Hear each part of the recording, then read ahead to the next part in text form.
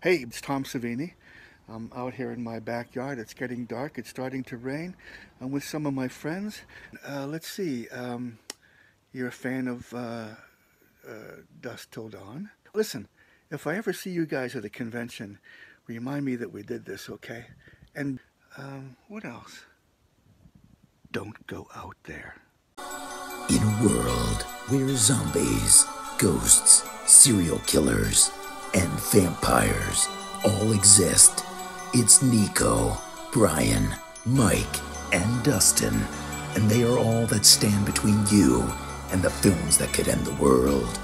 Welcome to the Don't Go Out There Horror Movie Podcast. Welcome back, everybody, to the Don't Go Out There Horror Movie Review Podcast, powered by the Big 3 Roll-Up. Just want to thank all our fans and listeners. I really appreciate all y'all's support. Before we jump into tonight's special film review, I just want to give a quick shout-out to our website, don'tgoouthere.com. Just check that out for everything you need to know about this podcast. We got all of our interviews, episodes, our celebrity shout-outs, our store. And we just launched a recent Patreon-type-S thing called Blood Donors. We get a lot of people who ask how they can support us and help us out. Just go to our website and check that out. We got all different levels of tiers. By now, you've heard about our Patreon-esque tier donation program, to help with things like web hosting, podcast hosting, and just basically keeping the lights on, called Blood Donors. And by God, you want to help. Well, let me tell you more. We have different donation levels with tons of different perks, from, autographed picture, an on-air shout-out, to picking a movie and joining us for an episode. Well, joining some of us. If you pick Jason X, I'm calling in sick that day. And we know that we could never repay your generosity, and we have some of the best fans in the world. But if you'd like to go ahead and donate even just $5, please go to don'tgoouthere.com, click donate. Disclaimer, we are referring to donating money and not actual blood, which makes this next part super awkward, but oh yes, there will be blood. But that's a figure of speech, not real blood, you animals. And you can follow us on social media from our website, Facebook, Twitter, Instagram, and on YouTube. Go subscribe to us there. Give us a follow. Interact with us. We really appreciate and love all the feedback. And Mike missed last week, and he just wants to give his quick thoughts on Army of the Dead. Go ahead, brother, whenever you're ready. First of all, in full transparency, the reason I missed last week was very chaotic. Shout out to Mom. Hope you're feeling better. Hope you get better. We're going to get you right. Okay. There's no good way to transition from that to this, but Army of the Dead sucked. Listen, this movie just isn't for me. And I love Dawn of the Dead, the remake. We reviewed that a long time ago, and I view that movie pretty highly. I had some problems with it, but as far as a zombie movie goes, man, I think it's great. This movie just isn't for me. It's too much camp, where I think, or I took it as camp. Maybe I'm wrong. Maybe I just don't know enough about what Zack Snyder was going for. I don't know. But to me, the movie just didn't hit. I'm going to say I don't have a favorite kill, because there's a few that are different. They're all kind of the same. But, here's the thing. Batista is okay. And, me and Dustin are the big wrestling fans on this show. I thought he was okay. But he just, I don't know if it was on purpose. I'm sure the character kind of tilted this way, but he lacks some kind of charisma as a big-time leading man to me, at least in this movie. I've seen him better in other films like Stuber and, some other stuff. But as far as the movie goes, I didn't think it was very good. I had a hard time keeping my attention. And my 90-minute rule, this went way the fuck beyond my 90-minute rule. That is the reason I probably don't like it as much as I don't like it. It is too damn long. Speaking of too damn long, my summary's already gone too long. I'd give this movie a 4.5. All right, fair enough. You're around our average anyways.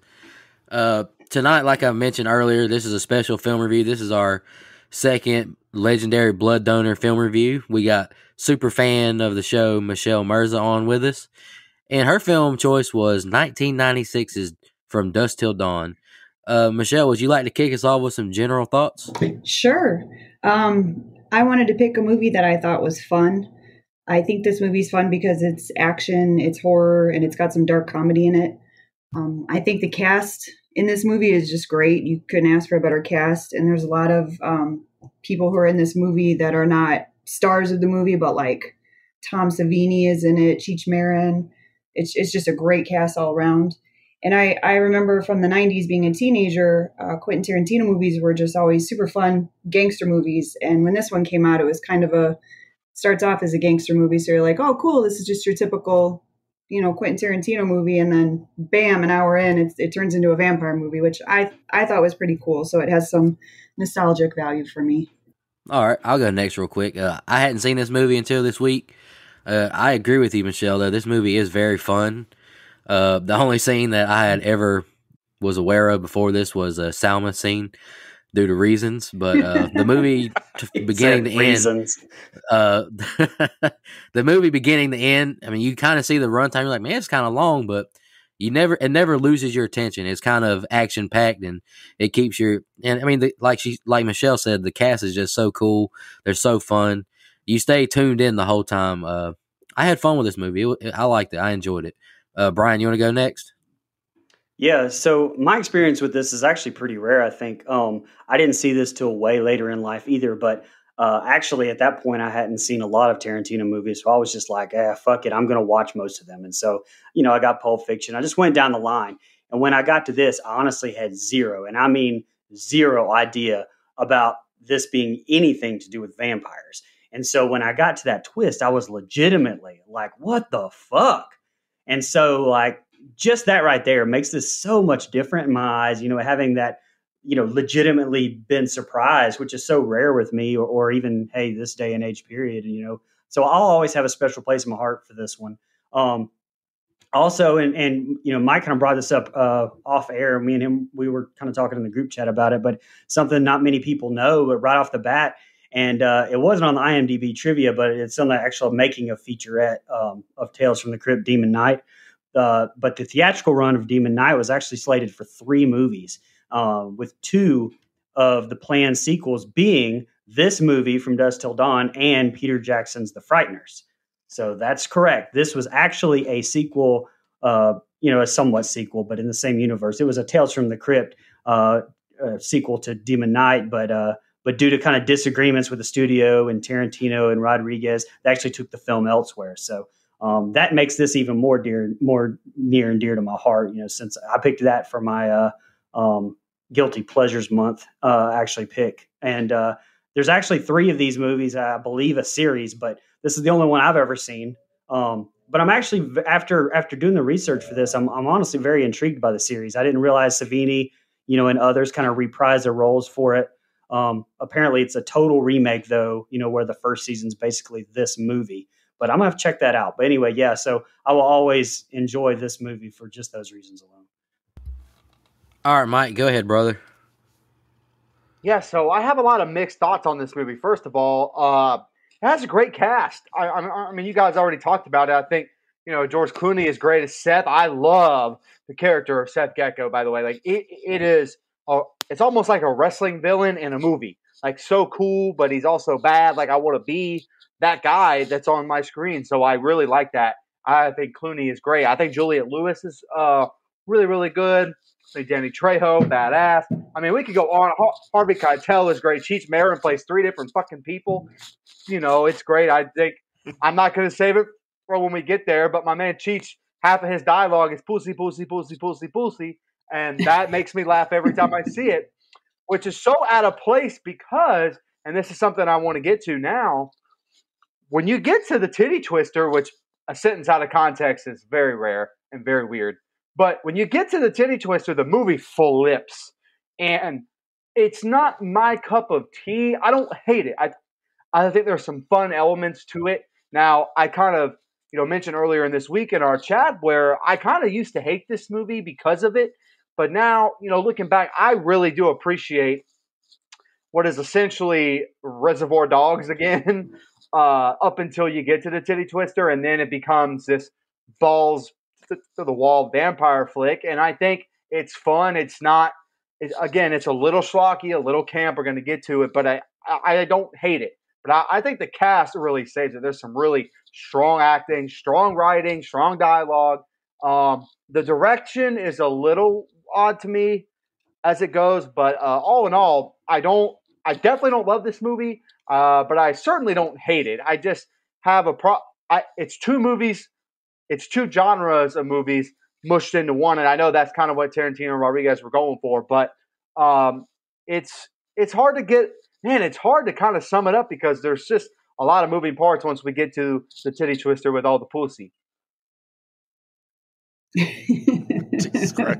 How do I follow that sentence? Yeah.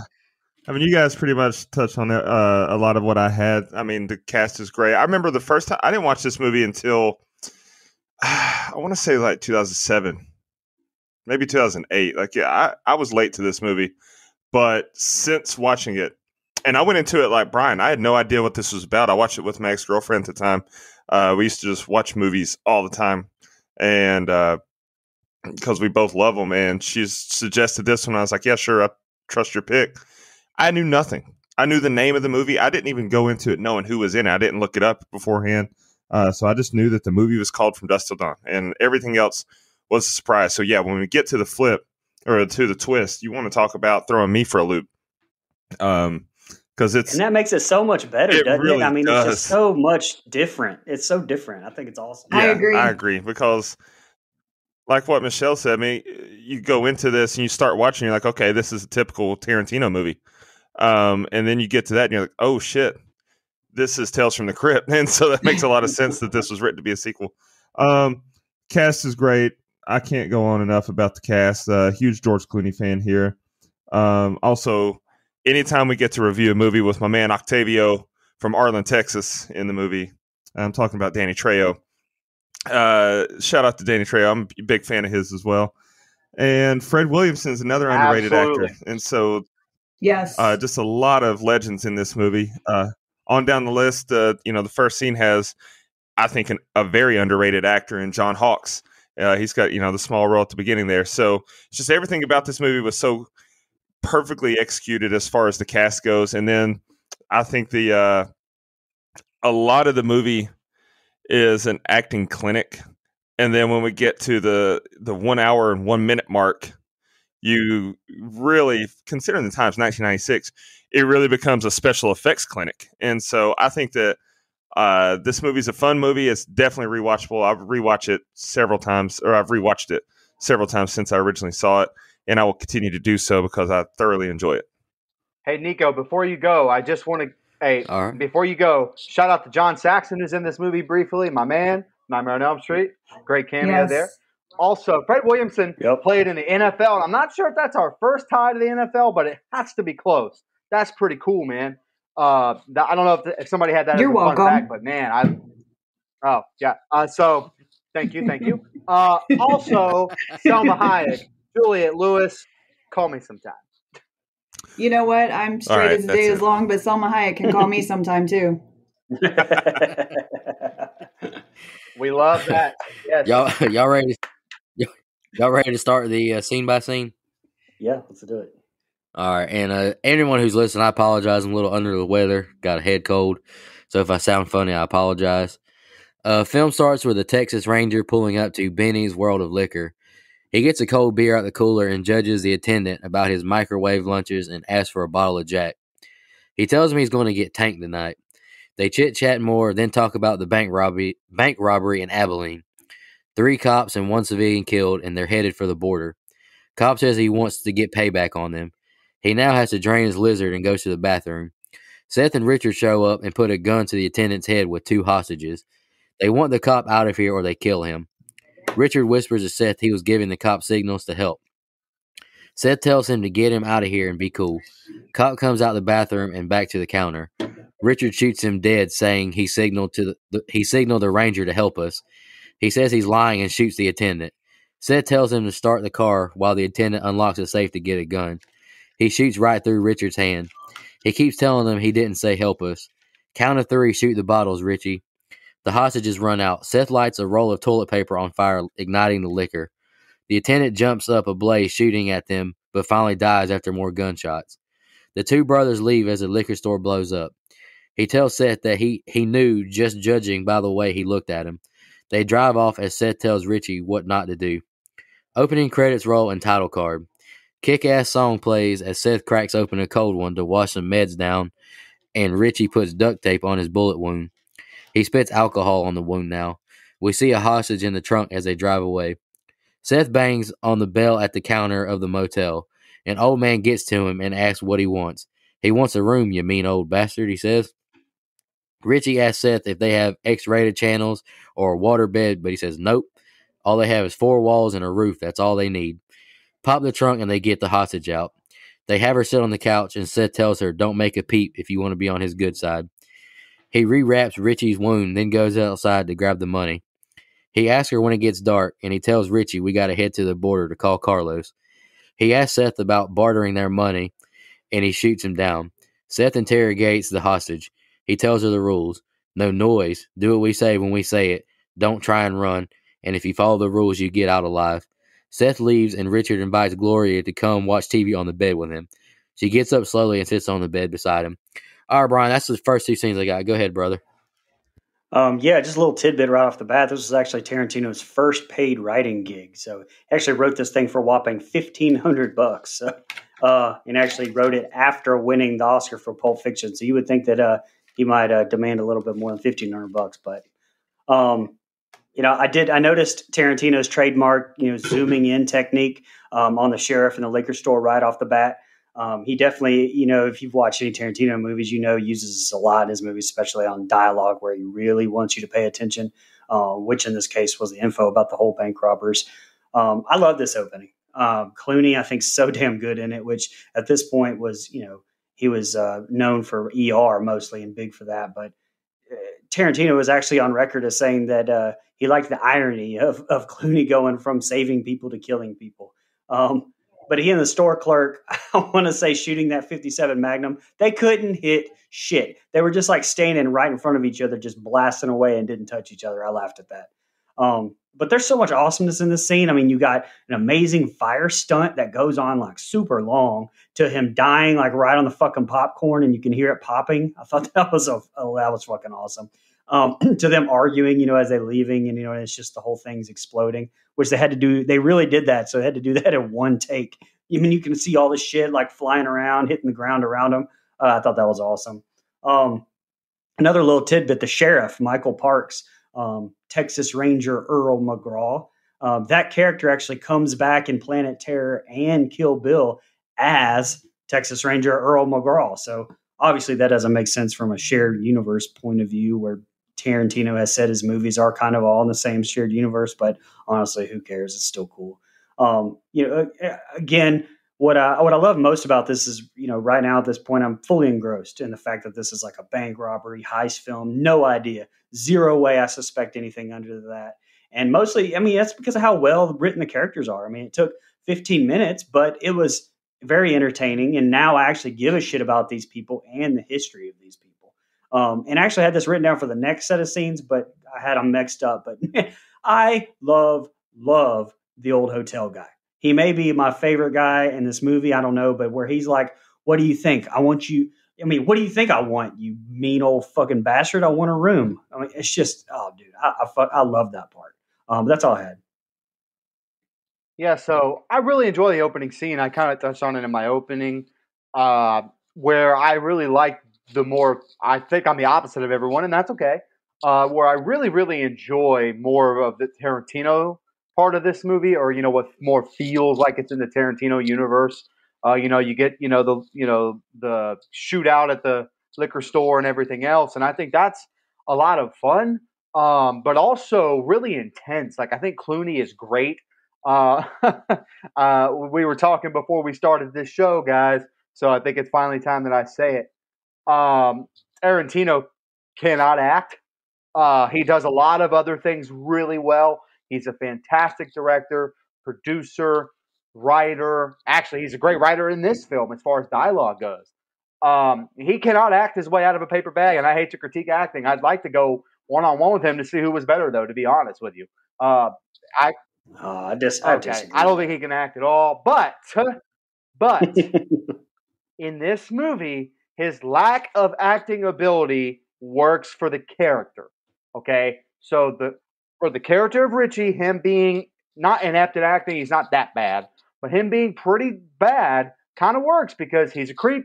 You know, he's a sexual deviant, all this other stuff, and he's a serial killer. So, again, really, really does work. And he's a dumbass. You know, he hopelessly murders people. And Brian, I have it in my notes too, man. These idiots can't nail anything with a gun. They don't even deserve to have one at this point. Like, no one in this scene deserves to even have a gun because they can't shoot it. And so if you can't shoot it, you probably shouldn't have one. Yeah, I think it's an intense scene. It's really, really good. I like that the hand bugs Richie the entire movie. It's not something they make you or they let you forget about. I think that's really, really good. The scene in the hotel, you know, the beginning part, you know, you kind of get introduced to Gloria and stuff. Like, I like where that goes because there is you know, until her character is introduced, you're not really sure what to make of Richie other than he kind of is a doofus, or they kind of make him to be one anyway. And so until you get that, you're not really sure what to make of it. But I said it in my opening. Clooney as Seth is great. He's a really cool bad guy, which I can appreciate as a wrestling fan. I think it kind of works in that same realm. So a lot of fun, this opening scene. And again, I'm a big Tarantino fan, everything off the screen. So what he was able to do here, I really, really enjoyed. I think it's a great opening. One of my favorite parts is when the ranger says to the clerk that the guy couldn't tell rat shit from Rice Krispies. I thought that was a really great line. I like how it goes from those two having a casual conversation to, you know, the guys that they're talking about are actually in the store. But the clerk was acting his ass off the whole time to make it seem like they weren't there. I thought he did a really good job. I like the camera angles. I know you guys touched on that a little. You could tell it's, you know, when it's Tarantino, because he likes to zoom a lot. And zooming on George Clooney is never a bad thing because he looks fabulous in this movie. The shot in the hand I thought was a really cool effect. I can't disagree with that. I'm just saying, Salma Hayek looks good, but damn, George Clooney looks good too. So just saying. I like the death when he's, you know, when they shoot behind with the alcohol and then he flies over the counter and he's on fire and all the popcorn is popping. I think it's a pretty cool death scene. The opening song, Nico, you said, and I totally agree. I think it's an awesome song. And the hostage scene, I don't know if any of you found this for your fun facts, but I actually found that the lady that played Gloria was Quentin Tarantino's acting coach. So in Mike's opinion, she didn't do a very good job, but nevertheless, she was his acting coach. So, but I thought she did a great job. Woman, fire her. Yeah, I thought she did a good acting job, though, pretending to be scared and, you know, playing a good hostage. So that's all I got. So yeah, I love this opening scene as well. I like how, like I said before, it just feels like a very Quentin Tarantino movie, like very on par for him, for his style. We get the liquor store scene, and we don't know what's going on. We just think it's a random encounter between a clerk, or not a random encounter, I guess, because they seem familiar with each other. But we get another encounter between a clerk and a cop there. And my man John Hawkes, who I mentioned before, I'm a big fan of his, from Blue Streak, Rush Hour, American Gangster, Hardball. He's just, everything he's in is good. Eastbound and Down, you name it. And so I was pleasantly surprised to see him in this at the time, because, you know, some of that stuff wasn't out yet, but I was a fan still. But anyway, the one of the things that I don't like in this opening scene, and it's one of the few things I don't like in the whole movie, but when we get the opening credits and the cars rolling down the road, I don't like that they give us a peek in the trunk, and they reveal her, because to me, it would have made the reveal that they had someone in the trunk that much more like, shit. Like, you know, when they get to the motel and they pop the trunk, she's in there. So I didn't like that, actually. That irritates me. I mean, we get an acting clinic just already. Clooney's acting his ass off. Tarantino, you know, Knoxville native, is doing a great job of acting. He's great at everything he does, as are most East Tennesseans. Yes. And I like how we get a glimpse that we know Richie's a little off in the head. We don't know really what's up with him.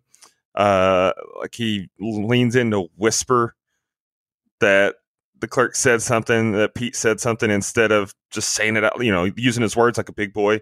And then we get to the motel, and he just very creepily asks Gloria if she wants to sit on the bed and watch TV with him.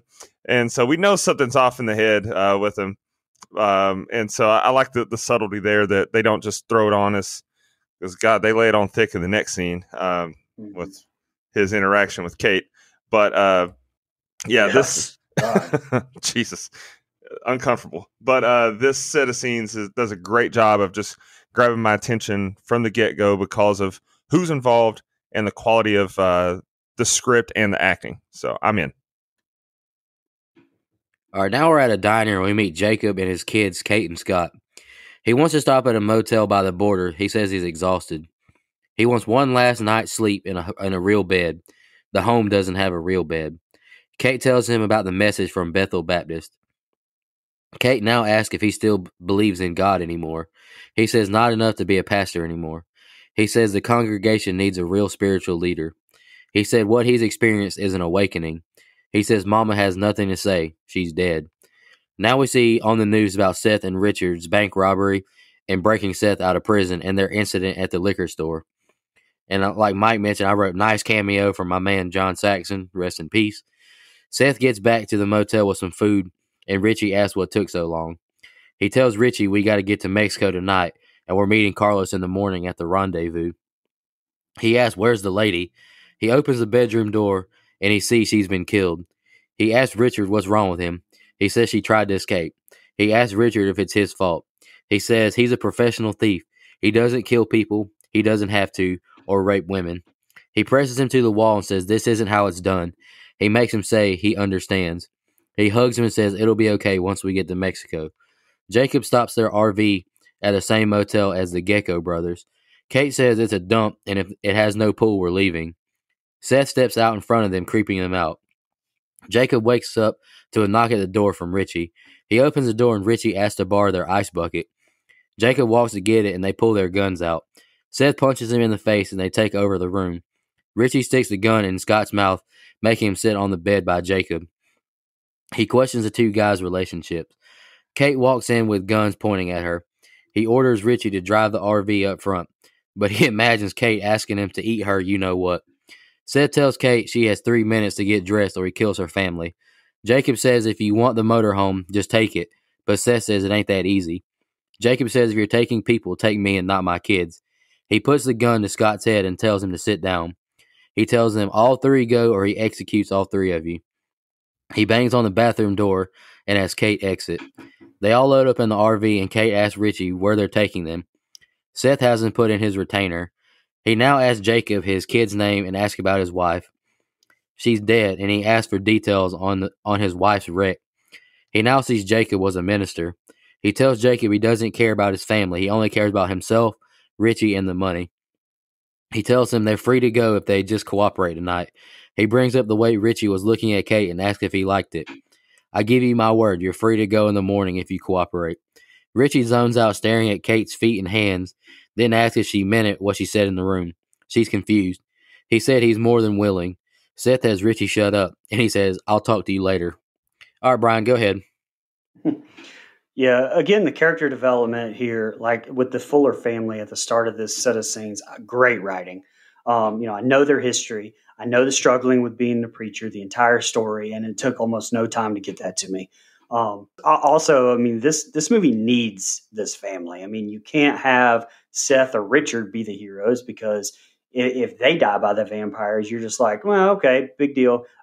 Two pieces of shit just died. So, so you need, as an audience, you need this Fuller family as almost a shining light here, someone to root for. We talked about John Saxon. Also wanted to point out Kelly Preston as the newscaster. It's the first time we see her in this. Obviously, John Travolta's late wife, and she was apparently offered the role after meeting through Pulp Fiction in '94, right before this. So rest in peace to both Kelly Preston and John Saxon. They both died in 2020. I love the scene between Richard and Seth whenever Seth finds Gloria murdered. I mean, you can really tell how fucked up Richard is, like Dustin was talking about, and how Seth knows it, but he still just like really struggles with it as his brother. I thought that was great writing, great acting.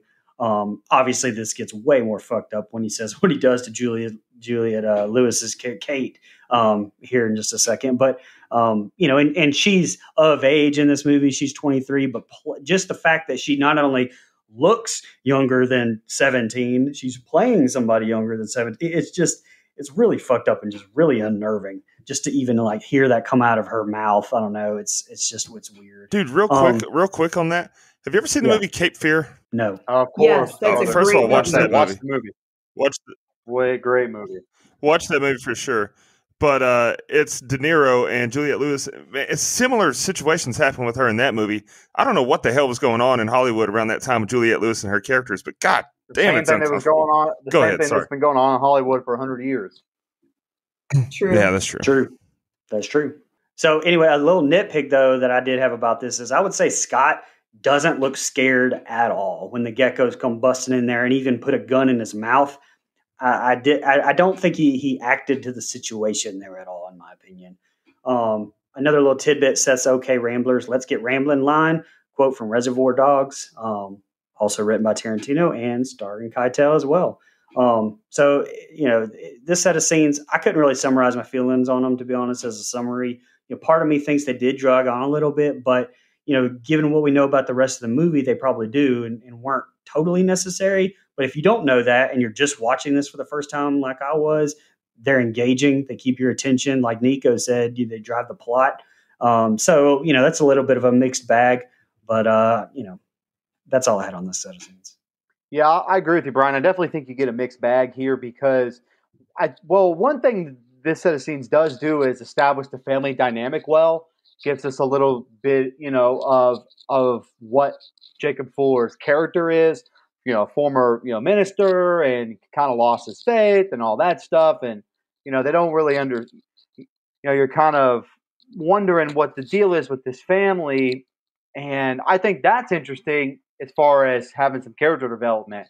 But, you both kind of made a good point. This set of scenes just kind of moves the plot along. And this is, for lack of a better term, very Tarantino-y.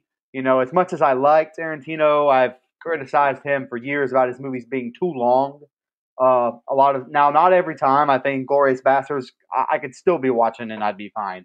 But there are some of his movies that I think go a little too far, or way too long. And so this set of scenes kind of feels written out, fleshed out that way. But I don't think it's bad. The scene at the diner again establishes the family dynamic. They become characters I care about at least because again, it just kind of tug at your heartstring. He loses his wife and stuff like that. And so I like that. I think, Lee, I'm going to give him some flowers. Tarantino poorly acts this scene where he asks for the ice bucket, but it works. It's so, I don't know. I guess he was acting bad on purpose. I'll give in to you, Brian. He was doing it on purpose. So that's why I thought it was bad. Great job, buddy. Great job, Quentin. But again, he comes in, he asks for the ice bucket. It's very eerie. He's a very creepy guy. And I think Harvey Keitel plays this scene great. This scene is so creepy. Again, Clooney, or Seth, he busts in like a badass. I like that. He just kind of takes over the scene from every scene he's in, to be honest. And you get the weird, creepy pedophile dynamic there, which later on when a certain character dies, you don't feel so bad about his death. So that kind of works for me. But again, kind of, carries the plot along. The whole, will you eat, blah, blah, blah, blah. I don't have to say the rest because I say that word a lot already. I'm going to say it again later. So I'll leave it. But you made it. I know I told Juliette Lewis to call me sometime, which I stand by because she's 23 in this movie. But like you said, she is playing whatever. But just the actress herself, 1996, hey, I'm cool with it. But so not a great set of scenes. I didn't write a lot down here because again, these scenes are very dialogue heavy until you get to the scene where he kind of takes them hostage on the RV. And now the set of scenes after this, I really, really, really love where that goes. But this scene, this set just kind of carries the plot along a little bit. I agree with you guys. I pretty much wrote down everything you've already said. I do think it's a good set of scenes. I really like the exchange between Kate and her dad in the diner. I think it really, makes you care about these characters and you get an understanding for them. I really like the way that they flashed the scene where the hostage was murdered. They didn't just like show it to you, like here it is. You got flashes of it, which I thought was really cool. I thought it was good acting from George Clooney with Quentin Tarantino in that scene, like you guys said. From the start, it's kind of funny to me how creepy he is with Kate. I wrote down that someone should give that girl a rape whistle because from the minute he meets her, he's just all up in her shit, staring at her, being creepy. Again, he's not the greatest actor in the world, but he plays a good creep. And I like how George Clooney is just so aware of how creepy his brother is. He does a really good job, portraying that his brother's just a total creeper and he doesn't like it, but it's his brother and he loves him unconditionally, obviously. So that's pretty much all I had. Yeah, I didn't take a whole lot of notes on this set of scenes either, than what you guys said, so I'll keep it moving pretty quickly. This is just a great set of scenes for character development and to build the dynamic. This is just to introduce people, introduce characters, introduce the characters to each other, and let you know how we should feel about who. We get to see deeper into Richie's issues. Like it's already been discussed. I won't bring it up again, but like I mentioned in the last set of scenes, we know that Richie's got something going on. There's something off with him. And I love the dynamic between Seth and Richie here, or in the movie, because it's almost like you said, Michelle, he's very aware. Seth is very aware that something's off with Richie. But he's almost like that protective brother that he knows he's fucked up, but still, that's his brother. Like, it's one of those things like, I can give him shit and I can punch him in the bathroom and knock him out, but no one else better lay a hand on him or say a word about him. I love that protective family dynamic that we get there. Absolutely. Throughout this film. But, it's he even says it on the RV when he's talking to, I think it's in the next scene actually, but when he's talking to Jacob and he says, I know you see the way that my brother looks at your daughter. And so he's very aware of the situation. It's just one of those like, oh, what are you going to do? I'll just do my best to keep him in check. But yeah, this is a very important and crucial set of scenes though, because it really sets the tone for how these 5 individuals are going to interact the rest of the way and why they move in the manners that they move. All right, now we're at the border and all the cars are being checked out by Border Patrol. Seth, Richie, and Kate all go to the bathroom, and Scott sits up front with his dad. Scott asks him what's he going to do. He thinks they got to tell the cops about them. He thinks they're going to kill them in the desert. That's how it goes in the reality shows. Jacob tells him to stop, and he's running the show. Cheats, the border patrolman, asks how many people are on board and their purpose going into Mexico. Seth and Richie start to argue because he called Richie a nut. Talking way too much right now, I wrote. He pushes Kate into the wall, causing a thud. The patrolman says he's coming aboard to check it out. Seth hits him in the face, knocking him out so that he'll shut up. And that punch was epic. The patrolmen look in the bathroom and see Kate peeing. She tells him to shut the fucking door as Seth hides Richie in the shower. In Mexico now, and Seth is lit. He tells Jacob to drive until you see a bar called Titty Twister and you stop. Seth wakes Richie up and asks what happened. Seth tells him he passed out and hit his head on the toilet. He tells him good news, we're officially Mexicans. Richie is upset his glasses are broken. They make it to the Titty Twister. Open from dusk till dawn. We see bikers and truckers everywhere.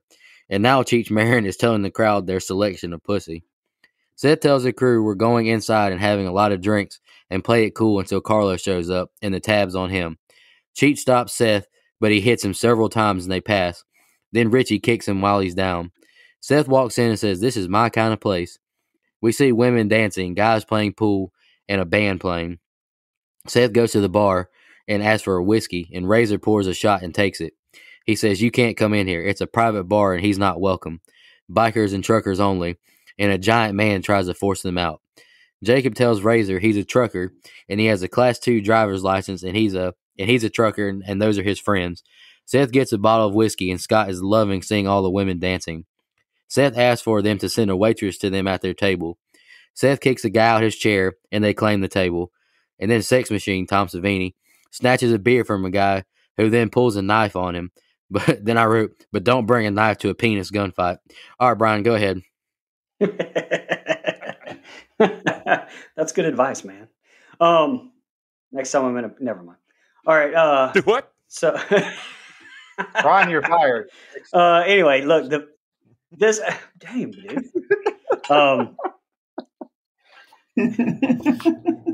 Anyway, all right. So listen. All right. Okay, let's get into this. All right. The border scene I thought was great. Very tense. I loved it. I don't think it would have worked in real life, but I think it's super easy to suspend disbelief, in that situation and scene. And I thought it was great. You brought up Cheech Marin here as one of the border officers. And also I think it's funny that I want to point out that he's actually credited as Chet Pussy in the next set of scenes too. I thought that was funny that was actually his credited name. And then obviously Carlos at the end. But also I want to anoint the titty twister as having the best neon sign in cinematic history. I think it's without question. I don't feel like I'm overstepping my bounds with that declaration. And something else bizarre. I know it's in the next scene, but I have a lot written down because that's the whole twist scene for that. So I'm going to bring it up here. But Danny Trejo, our guy, he dies, explodes, or melts in this whole next set of scenes, right? But in typical weirdo fashion, he's actually in both of the sequels to this movie as the exact same character as one of like the few carryovers from this movie. So I don't know, fuck it, why not? I just wanted to point that out there. But that's all I have for that group. Yeah, so I love this set of scenes. Full disclosure, I think this is kind of a lot of where the two movies kind of meet. It's like meeting of the worlds where our two planets are colliding, or whatever you want to call it. It's where things really start to get interesting to me. I don't always love everything after this set of scenes, but I do think that there's some really good stuff here. The scene on the RV at the border is great. I love how tense the father and son are and their interaction.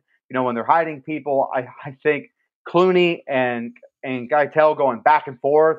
They're kind of getting to know each other, quote unquote. I think that's really good and well acted.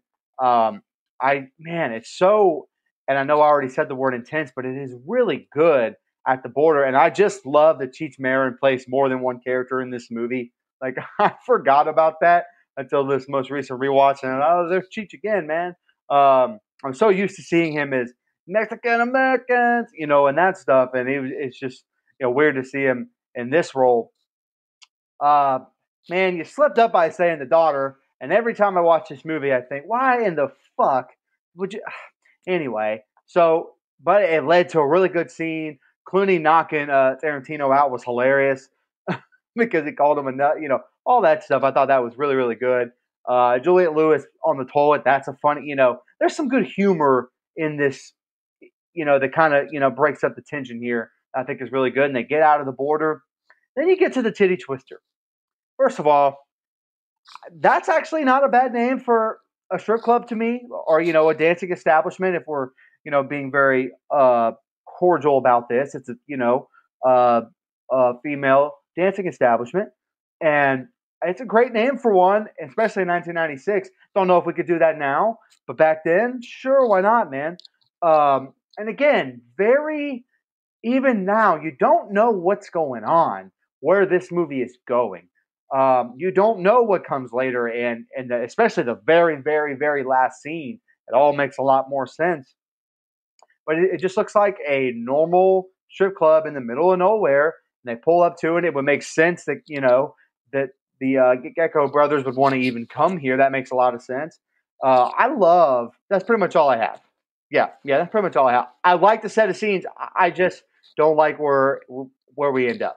I like the set of scenes too. I like when Jacob is talking to his son and he's telling him, "No, I'm running the show."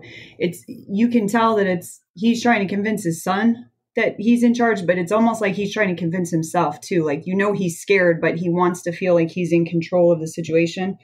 I think it's really good acting on Harvey Keitel's part. I like once they get to the titty twister and Cheech Marin is doing his whole thing outside. He's always somebody that's good for some laughs. And once you're actually inside the bar, it's when the cast just goes to a whole nother level. I think it's just such an all-star cast. And I don't know if you guys knew, it's one of my fun facts, but the long-haired guy that pulls out the knife on Tom Savini's character Sex Machine is Greg Nicotero, who did the special effects for this movie and now does special effects for The Walking Dead. And he's almost as good as Tom Savini. Tom Savini, in my opinion, is the best, but Greg Nicotero is pretty damn good too. So little cameo on his part.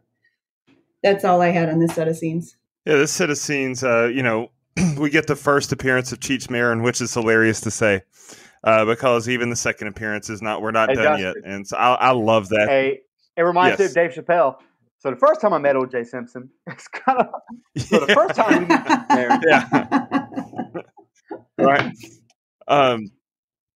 Yeah, we get him 3 times in this movie, and I'm not mad about it at all. Right. We get, it's some quick thinking there when they're at the border and they're in the bathroom, and Jacob's telling Cheech that, or the border, I don't know if he has a name as the border guard, but he's telling him there, it's just me and my son. He's like, well, what's that noise? Oh, my daughter too. And quick thinking there in the bathroom by Richie and Seth and Kate to when he opens the door, she's just on the toilet. But my God, how perverted can a Border Patrol guard be? Like, holy shit, man. This is another one of those scenes. Like, it's not just Richie that's giving her the creeps. Like, this dude's full grown man and he's just watching her go tinkle. Get the fuck out of here. I don't like that. Did you say tinkle? I love when Seth. I said tinkle. You said tinkle. Okay.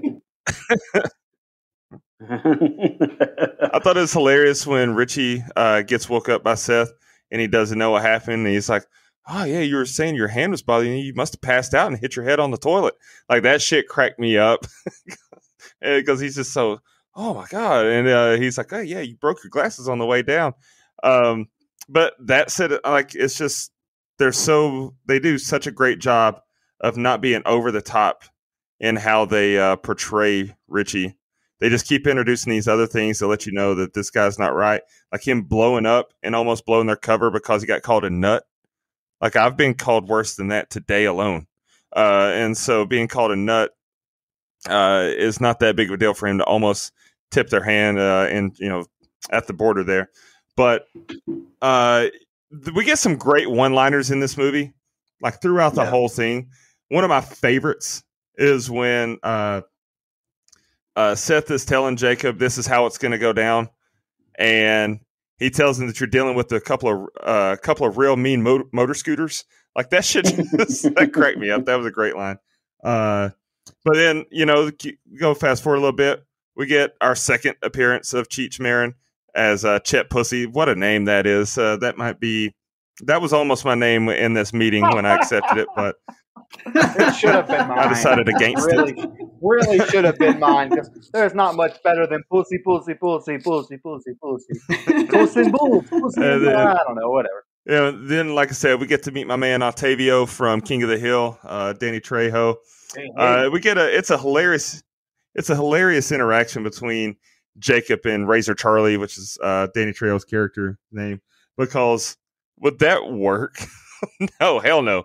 First of all, you're in Mexico. Second of all, you're in this bar that's for bikers and truck drivers only. And he's like, if you look outside, you'll see a recreational vehicle. So, okay, you drive an RV. Congrats. And he's like, to operate that legally, I don't think this bar cares about what you do legally. And then he's like, so therefore I'm a trucker and these are my friends. Like, that shit, that cracked me up. The dick gun. That's all I wrote. The dick gun. Because, my God, like that, this set of scenes is where the tone in the movie completely changes.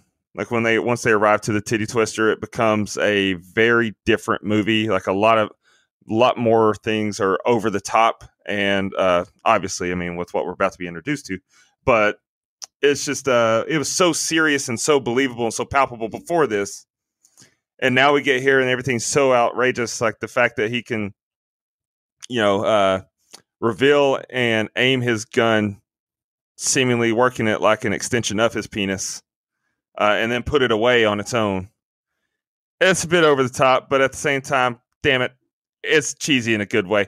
That's what when you're watching this set of scenes in the rest of the movie, that's part of what I meant by okay, I could definitely see this being a Tales from the Crypt sequel. Yeah, for sure. So, but yeah, good set of scenes. It really still does nothing to prepare you for what you're about to get introduced to, but damn it, I love this movie so far. I'm all in still. All right, Richie tells Scott if he wants a lap dance from that girl, just tell him. Seth pours shots for him, Richie, and Kate. He pours Scott a drink, and he says he's not drinking by himself. He's aggressively banging his shot glass against the table. He says he's going to bust the bottle over the giant ape of a man's head. Jacob calls out Seth about being a loser. He tells him he's won. He's got the whole state of Texas after him, and they couldn't catch him. They take a shot for his family. Razor announces a show for their viewing pleasure. And I wrote, the most famous scene of the movie. Santanico walks out and gives a performance for the crowd to a groovy tune. My man Tom Savini is in awe. She hands off the snake and walks on the tables right in front of Richie. She hovers him and pours liquor down her leg and shoves her foot in his mouth, feeding him the liquor. And I wrote, she now baby birds some liquor in his mouth, to quote Dustin. She continues to dance now, and the crowd goes wild. That's what I call a show, Seth says. Chet walks in telling Razor what they did to him, and Seth tells Richie there's 3 of them. Razor stabs through Richie's hand, and Seth shoots the big guy. Richie stabs Razor over and over in his chest. They point the guns at the crowd, telling them to be cool. Now Santanico gives them a look, and Chet laughs. The 2 gun him down. Jacob notices there's green, not red blood on the knife. Santanico turns into a vampire now, jumping on Richie's back, biting his neck. Seth shoots her, and Richie falls to the floor, apparently dying. Razor and the others sit up now as vampires. Sex Machine shoots one with his penis gun. One of the dancers locks the door off, saying dinner is served. They start to attack the crowd as the band plays human instruments. Chet jumps over the bar after Kate. Kate shoves her cross necklace into his mouth, dissolving him. Frost kills a vampire, slamming her through the heart on table legs. Seth versus Santanico now. She's got a mean punch.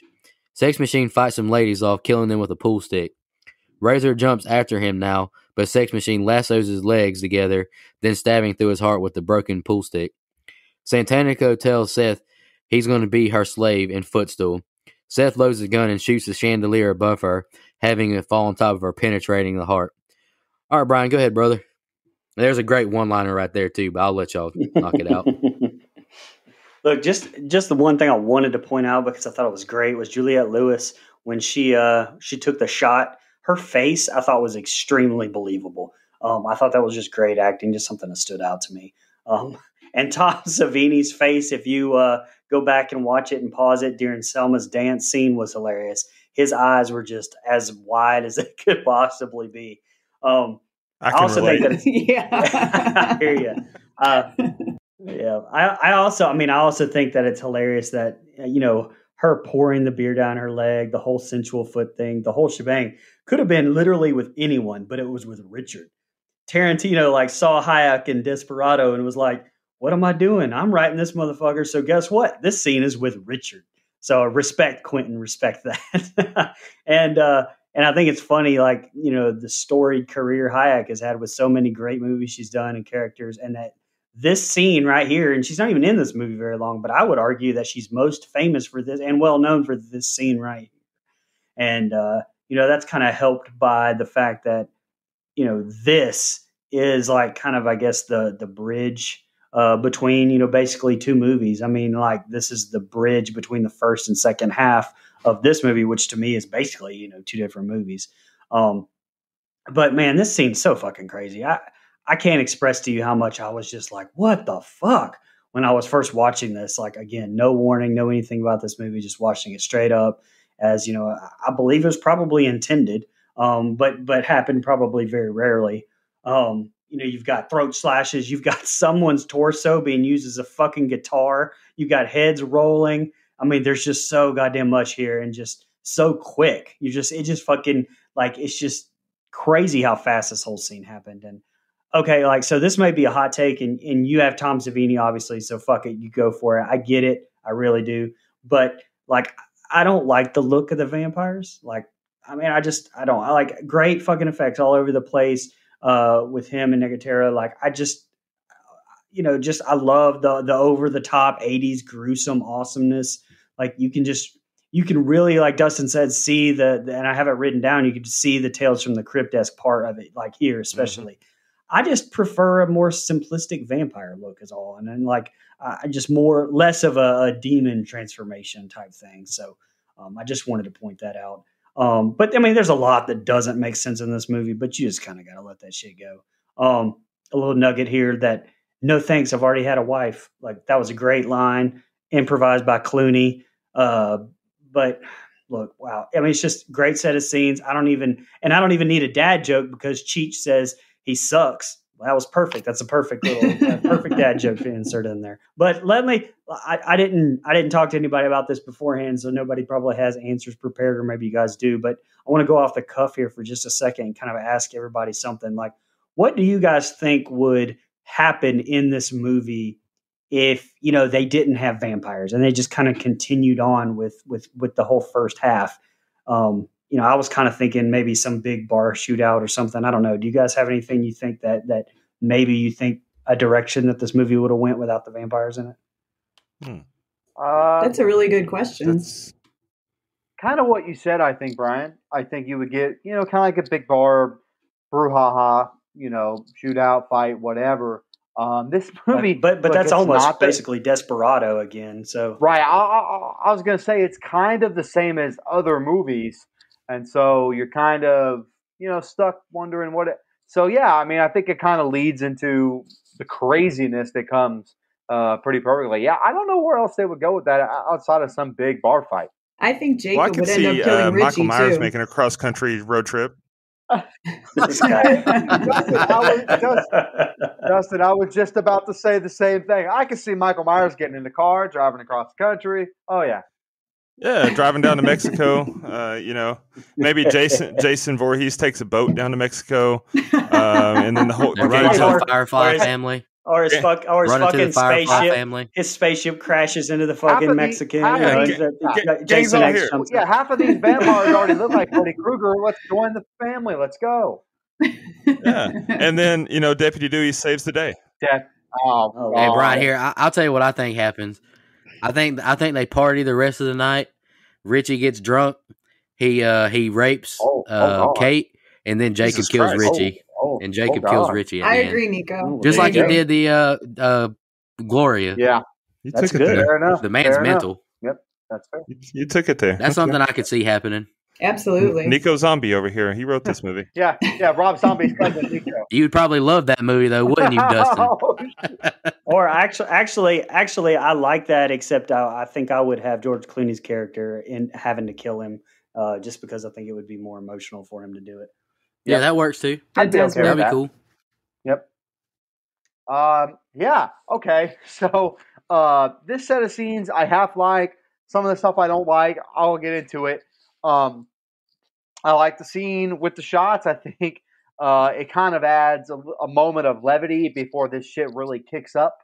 You mentioned Julia Lewis's face. I think she does it perfect. Man, talk about someone who's about to get a culture lesson now. His character doesn't, spoiler, ultimately make it. But Scott the son, he's about to get a lesson in a lot of things, man. Alcohol, Selma Hayek, vampires. This is a whole ass experience for this kid. He's about to go through the ringer, dude. And then he becomes a vampire. So anyway, or he almost does. But just a whole ass thing about to happen for him. And the scene where they're taking the shots and Selma Hayek starts to dance, I say that out loud.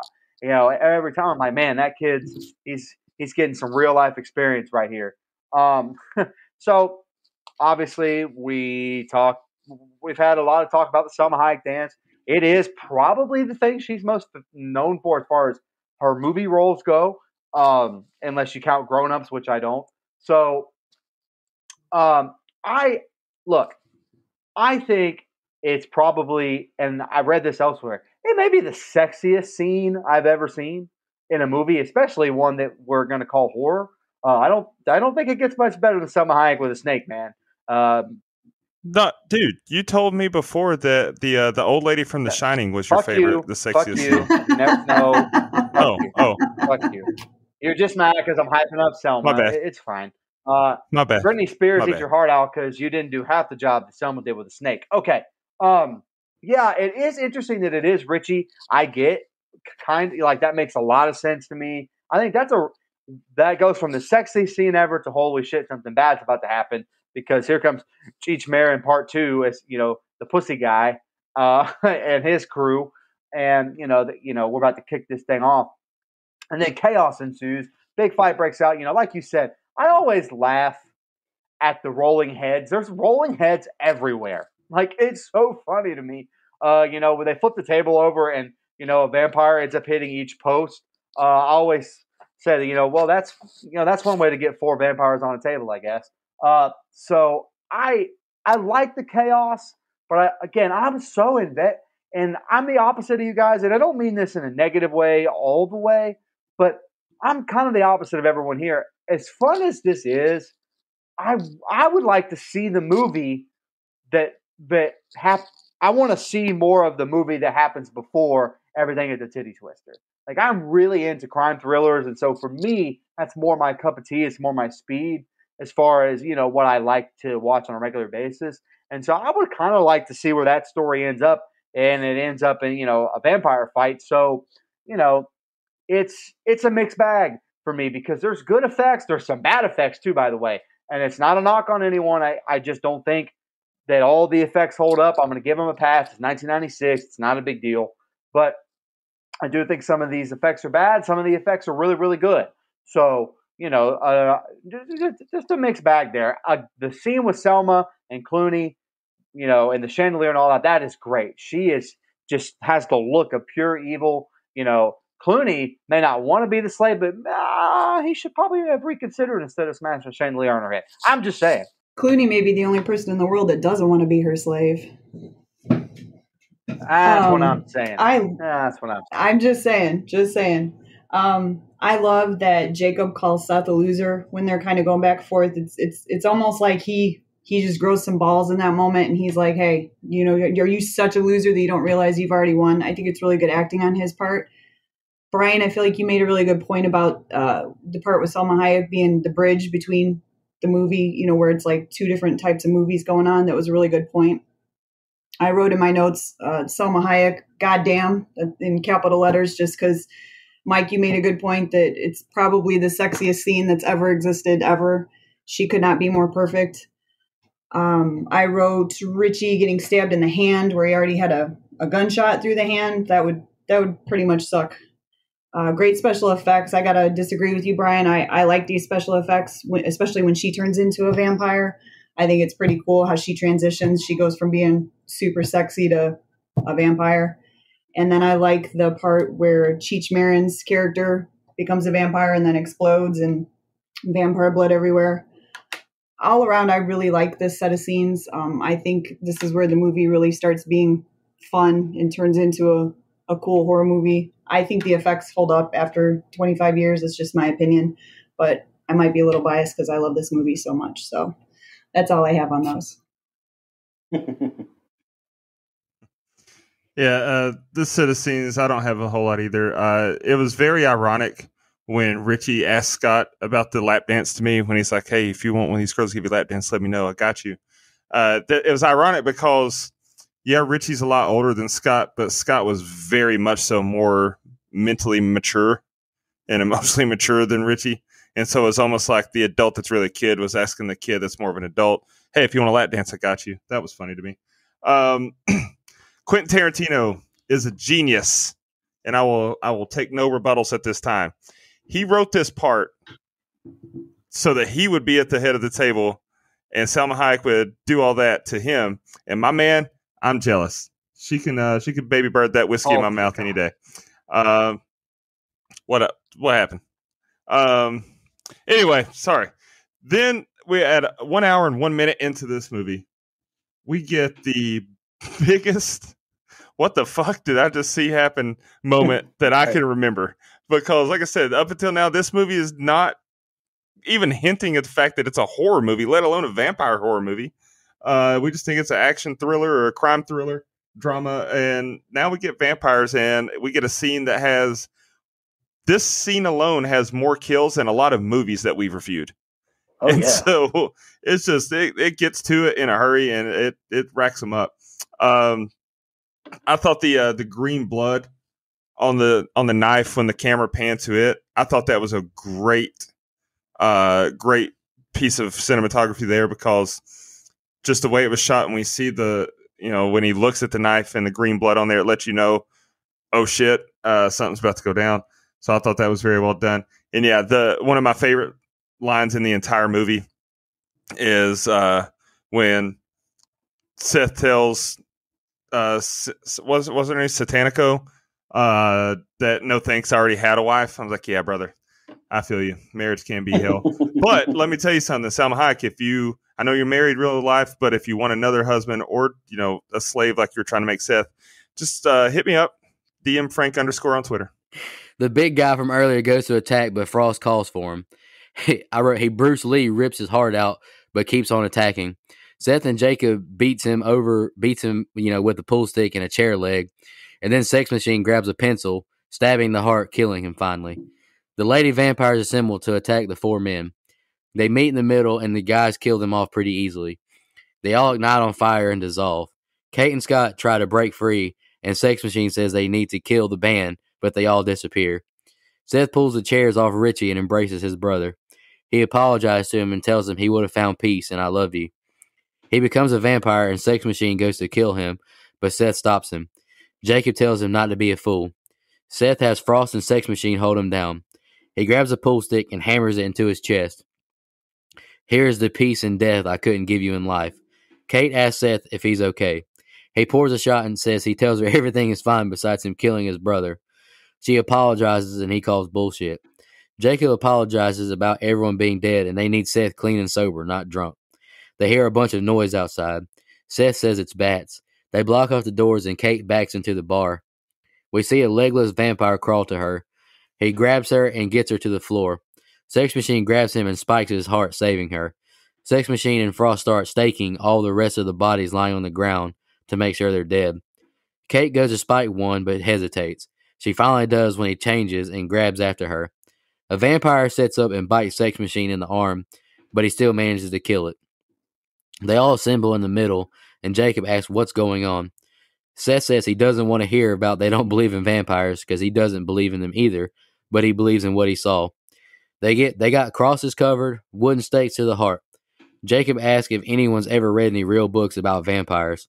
Sex Machine says these vamps have mushy bodies and you can knock their heads right off.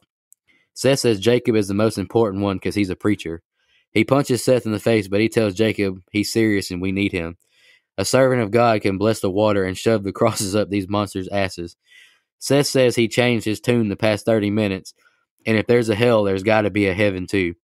Kate says she can't take much more of that noise, and Frost tells him about his time in Vietnam as Sex Machine walks off nonchalantly.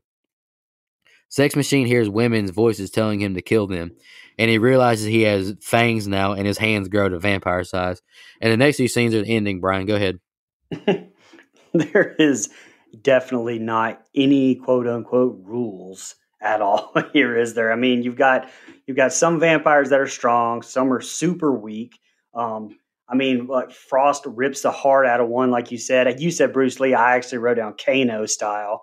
You got some that just melt instantly, and then like for some reason they all fucking burn up at one time. And I still don't know why the fuck the band exploded. They were just like, fuck you, and just fucking all exploded for no goddamn, I don't know. Did I miss something there with that? I don't think they exploded. I think it was more like Tetsu from the Ninja Turtles. I think it was a Ninja Vanish type moment. They threw a smoke bomb and I don't know. Okay. I don't know. It looked like they exploded. Maybe you're right. I don't know. But I mean, in the characters like Sex Machine, Frost, I mean, they try a little bit with Frost to give you some development with them with that weird Vietnam story. To me, that was very super bizarre. But you just kind of got to just be like, you know what, fuck it. Like, you just kind of got to like stop analyzing it at this point, sit back, just like a Tales from the Crypt movie, and just enjoy the lunacy and craziness of it all. And, you know, just the whole throwback to the Carnage Candy movies of the 70s and 80s. And, you know, I think at that point, you just kind of got to do that. Like a little tidbit, supposedly green blood was used so that they would get the movie past the censors. They were worried about it being too close to being rated NC-17. And Rodriguez on the actually on the director's commentary joked that the MPAA obviously they don't care about the carnage; they only take care about the color of it, apparently. So, and but I did think that it was a nice touch that they used green blood, which was also used for the vampires in Demon Knight as well. But God, I just want to say I love Clooney so much in this again, and it's just like it's this set of scenes where he's like, where he's giving that speech where he's just like, I don't want to hear shit about you not believing in fucking vampires. I don't believe in vampires. You know why? He's just like loading his gun up. To me, it's just this shit's so funny because I mean, you've got this dude who went from like fucking just bank robber to now he's like in a bar fighting vampires in the same movie, and he's just like, oh fuck me, like really, like it's just hilarious to me. I think it's great. Go ahead, Mike. Okay, so I had a hard time taking notes on this set of scenes, man. So much happens. And again, it is a lot of fun. I'm not saying that it's not, but they shove a bunch of like characters in here. You've got Frost and Sex Machine, who we all have already been introduced to, but now they have, dialogue and they're a little more important, and just so much happens here. I had a really difficult time taking notes. I guess I'm slow or whatever, but I like the action. I love the green blood. I think it's a nice effect. It gives the vampires something different. I like Tom Savini changing into one. I think that was, really, really cool. I like the character of Frost. It just kind of feels like we're shoving so much in here to the end. But, there's some good humor here. I think Clooney is great here. Again, when he's talking about his line about I don't want to hear shit about not believing in vampires because I don't believe in vampires. That was that, I think all that's really, really strong. I think it's a fun set of scenes. It's very chaotic, and my brain couldn't quite process fingers. I have really fat thumbs. It couldn't quite process thumb to notes here on my phone to where I could get it out quick enough. Finally, I just said, "Fuck it, I'm going off of memory for a lot of the this set of scenes because so much happens, but really a lot of action. I think it's really good. I wish there were some more tight rules to the vampire, but I will agree with you, Brian. I do think that it would have been. You kind of have to throw it out the window and just say, all right, let's just have fun with it because it is kind of like, well, how come that vampire dies by bullet, but that vampire got shot and nothing happened to it, and it just doesn't make a whole lot of sense, but it is a whole lot of fun. So not a bad set of scenes, just very, very chaotic. I totally agree. It was really chaotic, but fun. I liked when he punched through the vampire chest and the black heart came out. I thought that looked pretty cool. I thought it was a good effect. I genuinely felt bad for George Clooney's character Seth when he killed Richie. It was intense. Like I felt really bad for him that he had to kill his brother because he obviously loved his brother. I like when up to this point we didn't know Sex Machine's name was Sex Machine, and then as they're in the middle of killing all the vampires, him and Kate introduce themselves to each other, and she says, "Hi, I'm Kate," and he says Sex Machine, and I just thought that was kind of funny. Going over all the ways to kill vampires, it was pretty basic. I kind of had hoped that they might come up with something a little more fun than what we've always heard about killing vampires, but it was just the same old basic stuff. The part with Jacob and Seth where they're going back and forth, to me, I liked that he was a mean motherfucking servant of God. Don't know if I'm allowed to say that. Sorry. It was almost like the battle between good and evil, and Jacob. Have you even heard Mike? Have you even heard Mike on this episode?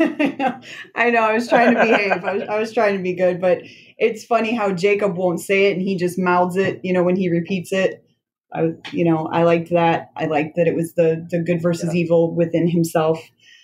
Sex machine. I can't talk. Changing into a vampire, I thought was pretty cool effects, and I liked that the effects were fun. They kind of turned his changing into a vampire into a funny part of the movie, which I appreciated because Tom Savini is just the shit. So I did like that. Overall, I liked the set of scenes. I do agree that it was very chaotic, though. Yeah. First of all, I earn our explicit content rating that we have on this show, so don't feel the need to hold back in anything. Second one, yeah, Fred Williamson ripping the heart out, or Frost, which we never hear that his name's Frost, but that's his name. It's Frost. That's one thing one knock I guess I have on the movie is some of the characters, we don't get to know their name, like Danny Trejo's character. I don't think we ever hear it. Anyway, regardless. Fred Williamson ripping the heart out was awesome because, if you're familiar with Fred Williamson's work, he was one of the first big blaxploitation film stars in like the 70s and everything.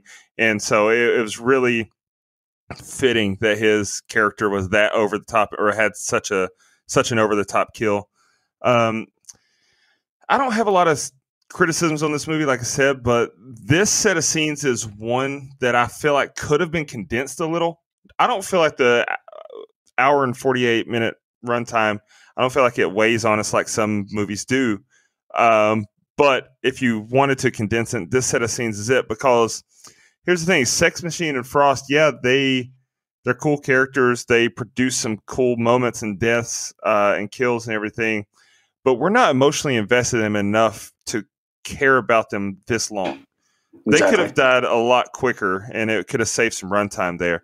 Now, I will say, Sex Machine's turn was hilarious. Like, you can see him like trying to, like, when he's like, "Oh shit, what are these voices I hear? Oh shit, I'm getting fangs," and then he hides his hands. That was funny. It was a nice comedic moment. But overall, this set of scenes did have a lot going on. I did like Jacob's "I'm a mean servant of God," like he said. He wouldn't say it. I like that. That shows that even though he can say that he's done, he's not a pastor anymore. That shows he still does have a lot of his faith, which helps him in the remainder of the movie there when he blesses the water and everything, which we'll get to. But it's a good set of scenes. I'm not knocking it. It's just it could have been condensed a little, I guess. Yeah. All right, here's the ending. Sex Machine sneaks behind Frost, biting him and infecting him. He bites Jacob now as well. Sex Machine goes ham on everyone. Sex Machine and Frost square up, and Frost throws him through the wall, letting all the bats inside. Seth, Kate, and Scott run down a hall into a room they seal off. Kate says we have to go back for Dad, but he says he's dead. We see Jacob at the bar putting a tourniquet on his arm and making a cross out of a gun and pool stick. All the vampires stay away from him. He shoots some of them as he backs down the hall to the room they're in. He knocks and asks to be let in. He enters the room and hugs his kids. Seth asks if he's been bit. Jacob says he's going to help Seth kill them, and he tells Kate he's not all right. Jacob gives them their options and says we need to go after them now. They see all the shipments from the trucks they had stashed away in the room. They ransack the place for weapons. Jacob blesses some holy water, and the four get ready to go to battle. He asks them to make sure to kill him once he turns into a vampire. He makes his kids swear to God they'll kill him when he changes. They open the door and attack. Jacob leaves with the cross, fending them off. Seth yells, "Kill them all," and they attack. Sex Machine falls on Seth, but he lassos his neck, ripping his head off. Then Kate spears him in the eye. Sex Machine grows a new head, knocking Seth to the ground. Kate whistles, then shoots it in the head, and Seth kicks it into a fire. They shoot it, and he explodes. Jacob stabs a shotgun through Frost and shoots the vampires behind him. The other vampires back away from Jacob. He's turned into one now. He bites Scott in the neck, but he hits him in the head with a holy water balloon, then shoots him with the gun, killing his father. Other vampires circle Scott, biting him, and he asks Kate to kill him. She shoots Scott, blowing him and all the other vampires up that were surrounding him. Seth says when you run out of bullets, cold cock them. She asks Seth that she should save the last 2 bullets for themselves. Sunlight beams into the building, and Seth has her shoot more holes in the walls to bring in more sunlight. Carlos beats on the door, asking for Seth. He tells him to kick in the door. Seth and Kate run for outside, and all the vampires explode from the light. Carlos asks what's going on in there, and Seth punches him. He asks why do they have to meet here. He asks if he's ever been here. He tells him his brother is dead and Kate's whole family is dead. They were all vampires. Carlos asks how can he make it up to him. He says 15% for a stay, but he only comes down to 25%. He has Kate go get the suitcase out of the RV, and Carlos offers him a cold beer. Carlos tells Seth to follow him, and Seth apologizes to Kate. He throws her some money and says, "I'll see you." She asks if he wants any company. He tells Kate to go home and he's not a bastard. They drive off, leaving Kate all alone at the destroyed bar. Music plays and the film ends with her driving off in the RV and a final shot of behind the bar and all the abandoned trucks from the past. All right, Brian, that's the ending. What do you think? Man, that's crazy. So I'm not real sure what the hell a giant rat had to do at all with vampires, but you know what? Why the hell not? Oh, in the director's commentary, Clooney actually made the comment that, oh, okay, so you get to suck on Salma Hayek's foot, and I have to fight a giant fucking rat. So I thought that was pretty fucking hilarious.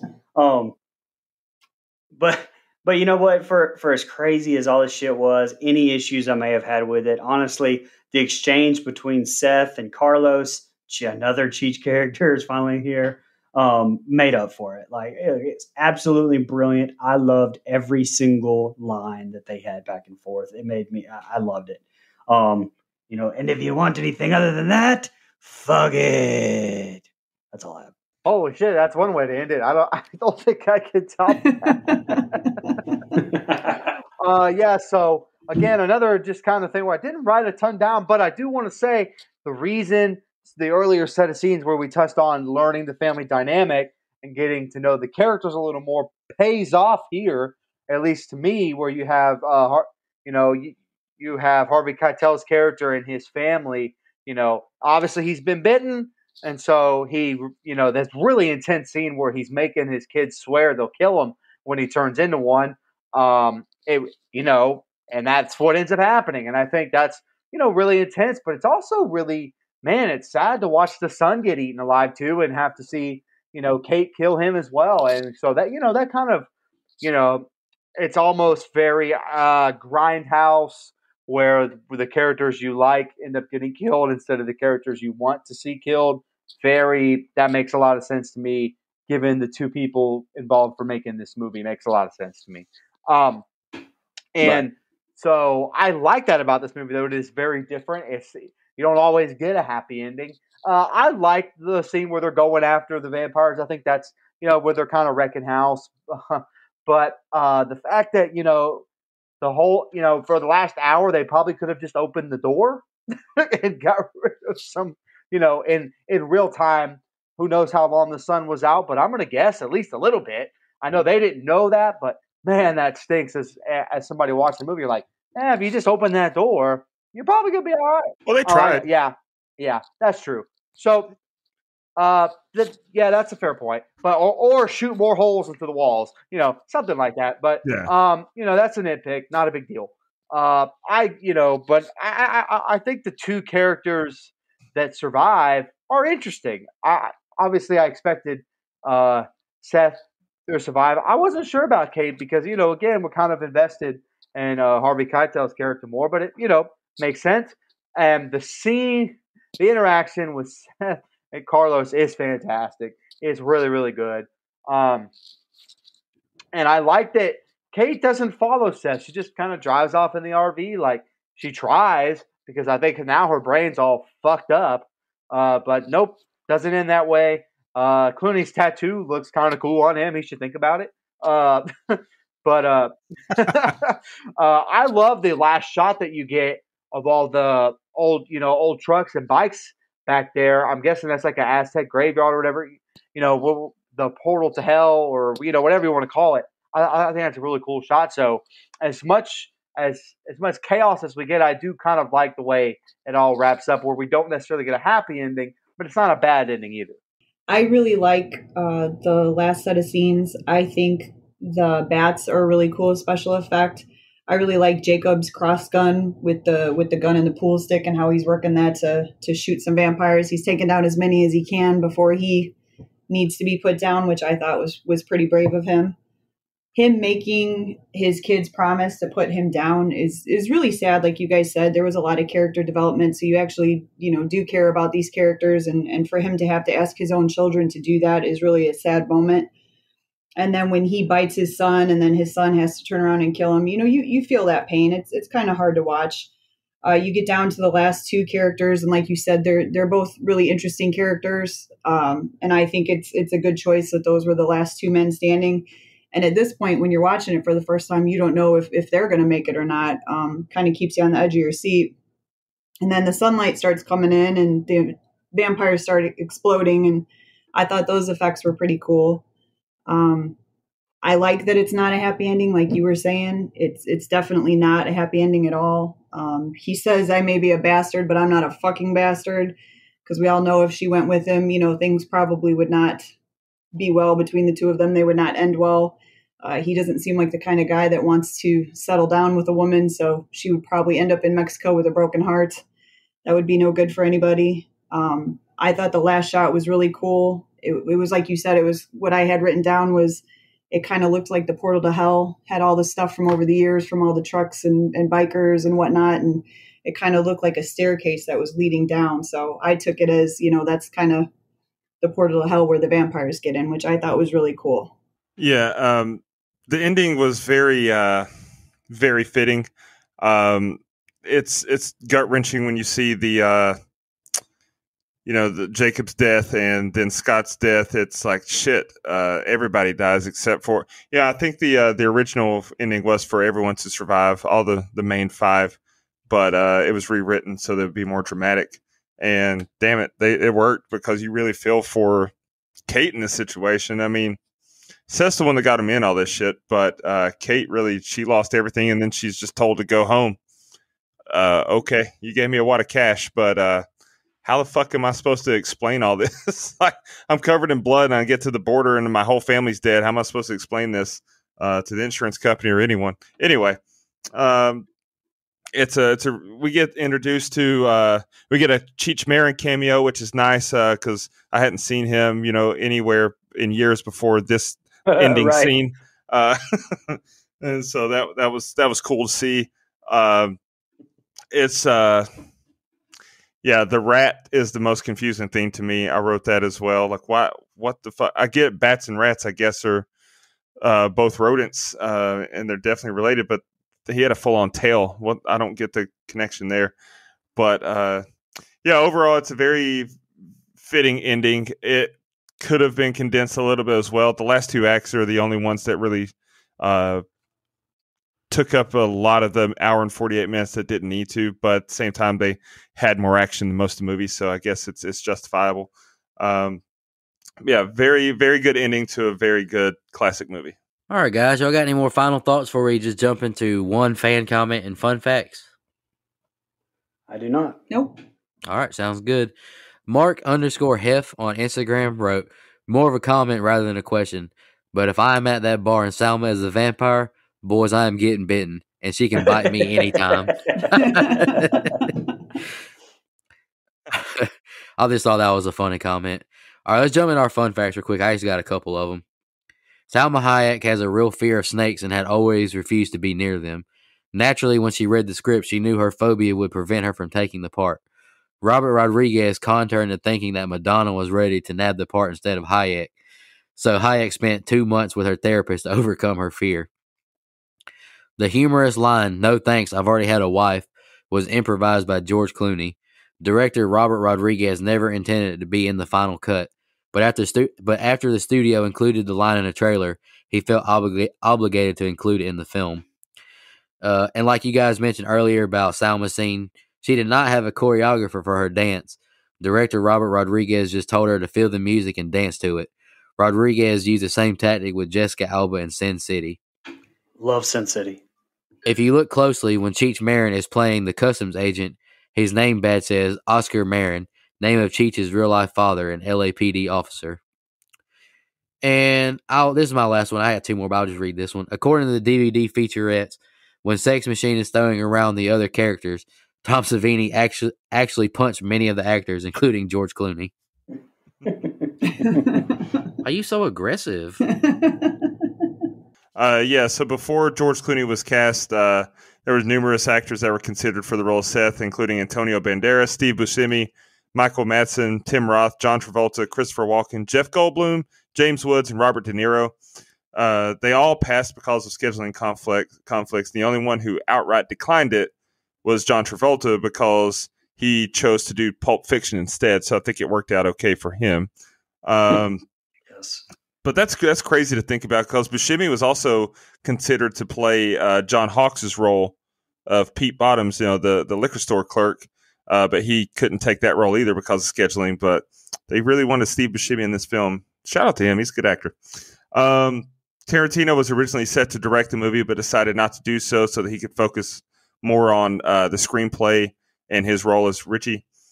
George Clooney was paid $250,000 for the role, which I think is interesting to think about.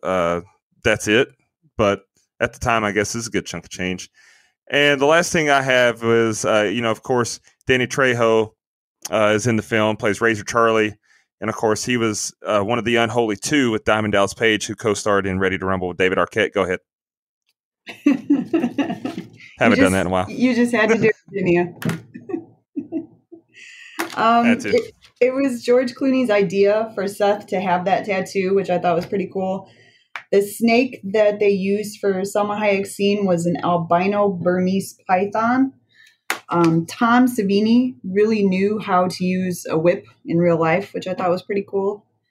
They had a strict budget, so they could only have 6 full-body vampire suits for the climax of the movie. So the same 6 actors play all of the vampires getting killed over and over again. Danny Trejo has appeared in 9 Robert Rodriguez movies, and Cheech Marin has appeared in 7. And the body count that I found for this movie was 122. I don't know how accurate that is. And then on a side note, I didn't know if any of you guys knew, there's kind of a cool documentary that was made about this movie called Full Tilt Boogie. It's like a behind the scenes while they're filming it, and it's kind of a fun watch if anybody's interested. Absolutely. Yeah, real quick. So the budget on this movie was $19 million, and it grossed $59.3 million, so it made it some money back and a whole lot more. That's why there's sequels that, by the way, fellas, I've never seen. This is the only one I've ever gone out of my way to watch. Yeah, I've only ever seen Let's this jump one. into our rating, our favorite part. Who wants to go first tonight? Michelle, do you want to go first? You want to go last? You pick. I'll go first. That's fine. Do least favorite kill in my rating? I'll go after you. Cool. Okay, so my least go ahead. kill, my least favorite was Jacob, just because I thought it was so sad. I hated to see him die, especially like that. Just hurt my heart a little bit. My favorite kill was Sex Machine, just because it was Tom Savini and he's the man. And I thought it was cool how, it took a couple tries to put him down. Overall, I think this is a really fun movie. I think it does date itself a little bit. I mean, obviously it's, it's 25 years old, but the fact that this was one of Greg Nicotiro's first movies that he did, as far as special effects. And then I think his special effects team came together right around the time of this movie. And now all these years later, they're still doing special effects. I think that's really cool. Like I said at the beginning, I think it's an all-star cast. You can't beat the cast in this movie. And overall, just a fun watch. I could watch it over and over again. It's a great vampire movie. My rating would be an 8.5. Nice. Yeah, I like it. All right, I'll go next. Yeah, no, I don't blame you. It's a fun movie. My favorite kill, I chose the cashier at the beginning. Shooting in a blaze man was cool, and it was a good opening. I thought it was awesome. Heck, I thought the opening scene was awesome. Just that guy on fire jumping back on the counter. I thought that was cool. Yeah. My least favorite kill, I could have picked a lot of least favorites, honestly, because I thought the sunlight killing was terrible, but I chose Gloria, a nice lady raped and killed off screen. She didn't deserve all that. All right, so I haven't seen this movie until friend of the show, Michelle, chose it. Really enjoyed it beginning to end. Fun and likable cast and a fun concept. Love seeing Tom Savini in the film fighting vampires. A few nitpicks are I didn't like the vampires' looks at the end. They looked more like those cave dwellers from The Descent, and they were all kind of easy to kill. That kind of bothered me. And I know I said the film's runtime isn't rough, but I did kind of think the movie was long for what happens, if that makes any sense at all. And I wrote Salma Hayek, nothing else needs to be said. So I gave the movie a 7.5. I'll go ahead and go. Mine's quick.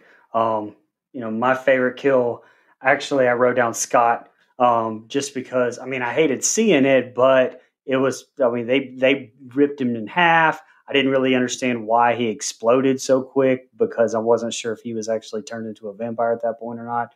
But and I actually didn't even. I guess I had to I don't know if I read it somewhere or what, but I was really confused on why these bullets were blowing up vampires anyway. I guess I missed the part wherever they put little crosses on the bullets whenever they were doing all that and getting ready or whatever to go. I had to read that somewhere, so I was actually confused on that part too. But my least favorite kill, I actually had Gloria too. I had that it was off screen, but I don't really wanted to see. I mean, it's not like I wanted to see it. It was just, I don't know. I had a hard time picking that one. I kind of said all my thoughts already, and I actually rated it a 7.75. Yeah. Okay. I'll go ahead and let Dustin go last. So my least favorite kill is Jacob because, again, sad. You get to know the family dynamic, and I think that's really sad. Man, my favorite kill, I guess it's just me. I thought the effects looked really cool for once, and that's Frost. I think the way he kind of just explodes right there. I think it's kind of cool. I don't know. It holds up over time to me. I kind of said everything I had to say about what I like and dislike. I love the cast. I think the acting is good. Clooney's great. Selma Hayek is great for what she gives to this role. Juliette Lewis is great. Cheech Marin plays 3 characters. That's awesome. Tom Savini, a legend. I'm not. Cheech Marin's in this movie. I know, That's right? weird. I didn't see him. The third time I met O.J. Simpson. All right. So anyway, Tom Savini. I swore to Nico before the chat I wasn't going to slander him, so I will not. I'll just say thumbs up, Tom. That's all I'll say. But I thought the cast was great. I think the writing is great. The directing is okay. I would have rather it been just a normal Tarantino movie, and that's kind of where my faults are here. I think when you get to the, again, weirdly named Titty Twister, things start to kind of shake up and go a direction that I'm not a huge fan of, but it's not awful. I'm so sorry, Michelle. I know you love this movie, and you were great tonight, by the way. Thanks for coming on. Thank you. I'm going to give it a 5.5. I'm going to give it a 5.5. I'm sorry. I'm very, very sorry. Don't be heard sorry. You the first time, Mike. You didn't have to say it twice. Okay, Brian. You're allowed to have your own opinion. I'm just kidding. Don't make me come to Pensacola, you son of a bitch. No. I'm just kidding. Don't tell people. Actually, you should be sorry. You just insulted this fine movie. Anyway, so for my favorite kill, I agree with Nico. My favorite kill was Pete, the liquor store clerk, because it was awesome just seeing him on fire, jump out from behind the counter. He literally went down in a blaze of glory. So that was awesome. Second favorite kill was Frosto, because I like how Jacob shoved the gun through him and was shooting and then used his body to cock the gun. I thought that was awesome. Yes. But Pete was my favorite, though. Least favorite kill was Jacob as well, because it's just like, damn, man. Like, this guy didn't deserve any of this shit. It was a toss-up really between him and Scott, just because, what the fuck? Like, you're going to leave Kate with no family when all they were doing was that, they're just on a family trip. But as far as the movie, I love the effects. I love the acting and the cast. I thought they were great. Now, a lot of the effects are great when it comes to like the band playing a guitar that's made out of human body parts. That's awesome. Some of the effects were not so great. Like when one of the vampires melts and the skull hits the ground, like that's clearly a fake skull because the bottom jaw, it's all solid one piece. So come on, you got a $15 million budget or whatever it was. You can afford a skull that looks better than that one. But overall, I think a lot of it holds up. It's a very enjoyable movie that I will definitely watch again. And I do so often anyway. I gave this movie an 8.5.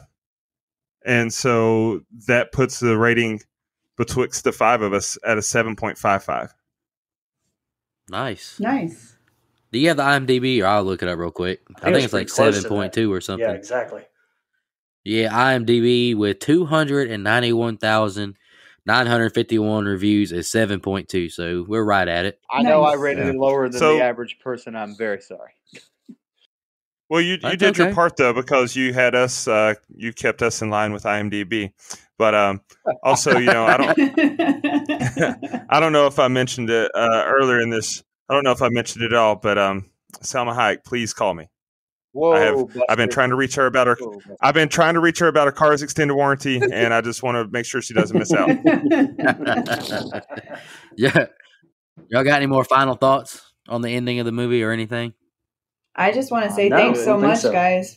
I had a blast. You guys are great. You are wonderful, and I love listening to you every week. Oh, thank you. You were so great, much. Michelle. You were awesome. Yeah. Yes. Thank you. Thank you. We'll definitely have you back on sometime. You better. Thank you so much for coming on. Thank you.